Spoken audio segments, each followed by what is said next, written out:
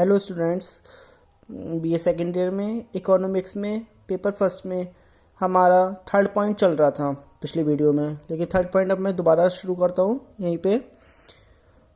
Net national product और NNP यानी कि शुद्ध राष्ट्रीय उत्पाद। उत्पादन करते समय मशीनों में घिसावट होती है तथा कुछ मशीनें पुरानी पड़ जाने के कारण उन्हें प्रतिस्थापित कर दिया जाता है। मशीनों की घिसावट और उनके प्रतिस्थापन पर जो व्यय होता है उसे स्थिर पूंजी का उपभोग कहते हैं। यदि बाजार मूल्य पर सकल राष्ट्रीय उत्पाद में से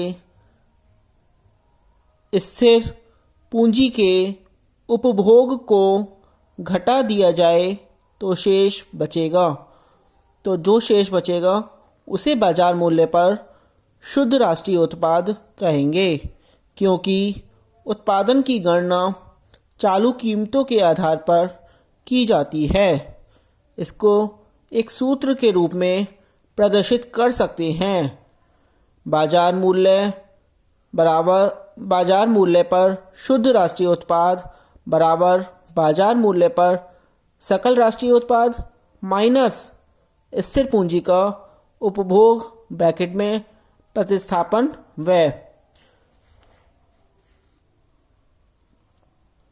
शुद्ध राष्ट्रीय उत्पाद की संक्षिप्त परिभाषा इस प्रकार है, या इन्वर्टेड कॉमा में देखिए, एक देश में एक वर्ष की अवधि में चालू कीमतों पर उत्पादित अंतिम वस्तुओं और सेवाओं का शुद्ध मौद्रिक मूल्य ही बाजार पर शुद्ध राष्ट्रीय उत्पाद है। Number 4 point, net domestic product यानी कि शुद्ध घरेलू उत्पाद। एक देश में एक वर्ष की अवधि में देश के अपने ही साधनों द्वारा उत्पादित की गई वस्तुओं और सेवाओं के कुल मौद्रिक मूल्य में से यदि घिसावट व्यय अथवा प्रतिस्थापन व्यय घटा दिए जाएं तो जो शेष बचता है उसे शुद्ध घरेलू उत्पाद कहते हैं। शुद्ध घरेलू उत्पाद का एक सूत्र है, शुद्ध घरेलू उत्पाद बराबर होता है कुल घरेलू उत्पाद माइनस प्रतिस्थापन व्यय। अगला पॉइंट है 5th point, GNP and NNP eight market price यानी कि बाजार कीमत पर कुल राष्ट्रीय उत्पाद तथा शुद्ध राष्ट्रीय उत्पाद। एक वर्ष की अवधि में देश में जिन वस्तुओं और सेवाओं का उत्पादन किया जाता है उनकी इकाइयों को उनकी उस समय प्रचलित कीमत से गुणा कर दिया जाता है तथा इसमें विदेशों से प्राप्त शुद्ध आय को जोड़ लिया जाता है। इस प्रकार जो योग प्राप्त होता है वही बाजार कीमत पर कुल राष्ट्रीय उत्पाद कहलाता है। यदि इस प्रकार प्राप्त जीएनपी में से मशीनों का घिसावट व्यय अथवा प्रतिस्थापन व्यय घटा दिया जाए तो जो शेष बचता है उसे बाजार कीमत पर शुद्ध राष्ट्रीय उत्पाद कहते हैं।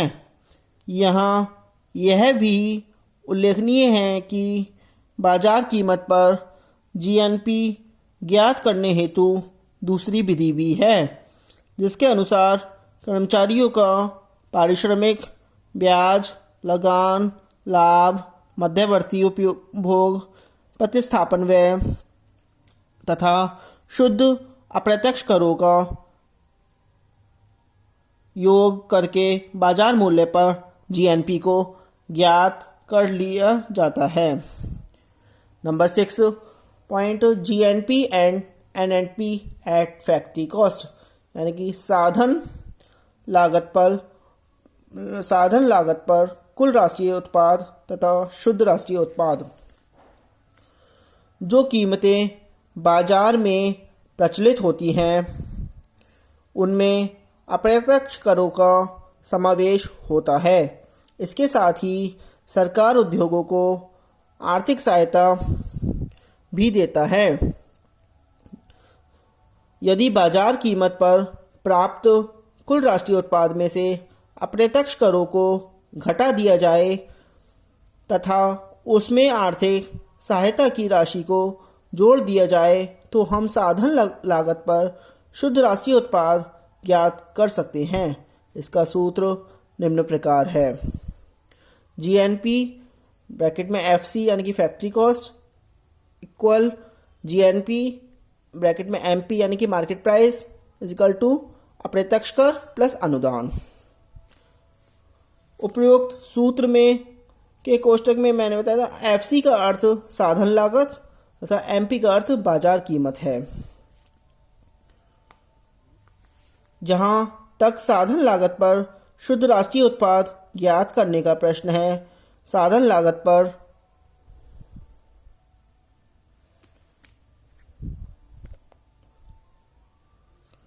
शुद्ध राष्ट्रीय उत्पाद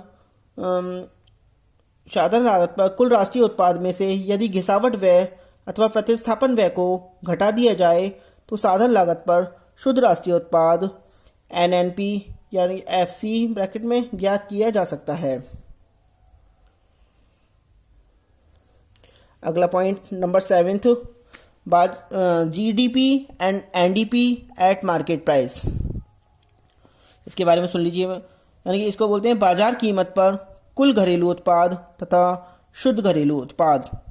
बाजार कीमत पर कुल घरेलू उत्पाद ज्ञात करने के लिए एक वर्ष की अवधि में देश की सीमा में उत्पादित वस्तुओं और सेवाओं का प्रचलित कीमत से गुणा कर दिया जाता है तथा इसमें से विदेशों से प्राप्त शुद्ध आय को घटा दिया जाता है।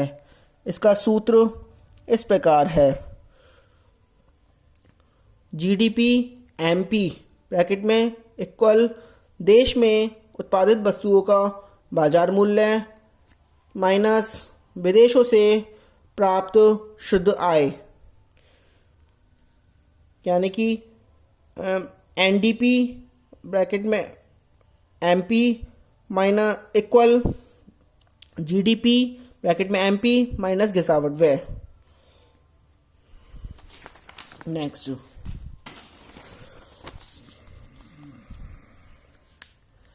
8th point, GDP and NDP at factory cost. साधन लागत पर कुल घरेलू उत्पाद तथा शुद्ध घरेलू उत्पाद। ऊपर हमने बाजार कीमत पर कुल घरेलू उत्पाद को स्पष्ट किया है। यदि इसमें से अप्रत्यक्ष करों की राशि को घटाकर इसमें अनुदान की राशि को जोड़ दिया जाए तो हम साधन लागत पर कुल घरेलू उत्पाद ज्ञात कर सकते हैं। इसका सूत्र इस प्रकार है। जीडीपी ब्रैकेट में FC is equal to GDP bracket में एमपी माइनस अप्रत्यक्ष कर प्लस अनुदान सॉरी एनडीपी ब्रैकेट में FC is equal to GDP bracket में एफसी माइनस घिसावट व्यय। यह था साधन लागत पर शुद्ध घरेलू उत्पाद ज्ञात करने के लिए साधन लागत पर कुल घरेलू उत्पाद में से प्रतिस्थापन व्यय अथवा घिसावट व्यय को घटा दिया जाता है, जिसका सूत्र मैं ऊपर बता चुका हूँ। नंबर 9, पर्सनल इनकम व्यक्तिगत आय। व्यक्तिगत आय को निम्न समीकरण से समझा जा सकता है। पहले व्यक्तिगत आय के बारे में सुन लीजिए।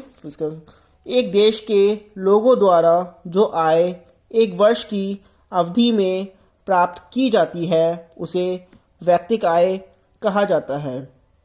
यहाँ ध्यान में रखना चाहिए कि व्यक्तिगत आय एवं राष्ट्रीय आय में समानता नहीं होती, क्योंकि जो हस्तांतरण आय व्यक्तिगत आय में शामिल होती है वह राष्ट्रीय आय में शामिल नहीं होती। इसका सूत्र है व्यक्तिगत आय बराबर शुद्ध राष्ट्रीय आय प्लस हस्तांतरण आय माइनस अविभाजित कंपनी लाभ माइनस कंपनी आयकर माइनस सामाजिक सुरक्षा अंशदान। Number 10 disposal income, disposable income यानी कि व्यय योग्य आय। यदि हम राष्ट्रीय आय में से व्यय योग्य आय जानना चाहते हैं तो निम्न समीकरण का प्रयोग किया जाएगा।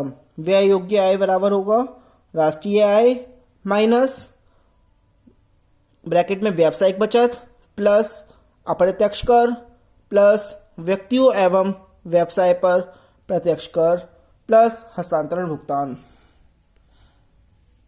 नंबर 11 प्रति व्यक्ति आय per capita income, capital income.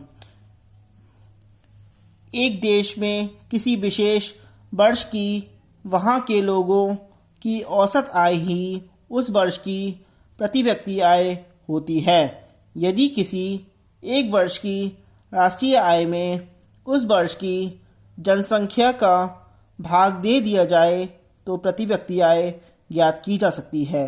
जैसे 2010 की प्रति व्यक्ति आय बराबर 2010 की राष्ट्रीय आय बटे 2010 की जनसंख्या। अगला पॉइंट नंबर 12 रियल इनकम, वास्तविक आय। रियल इनकम को ज्ञात करने के लिए इसका सूत्र है वास्तविक शुद्ध राष्ट्रीय उत्पाद बराबर मौद्रिक शुद्ध राष्ट्रीय उत्पाद अपॉन वर्ष का कीमत निर्देशांक इंटू 100। जे आज के लिए इतना ही। Thank you very much.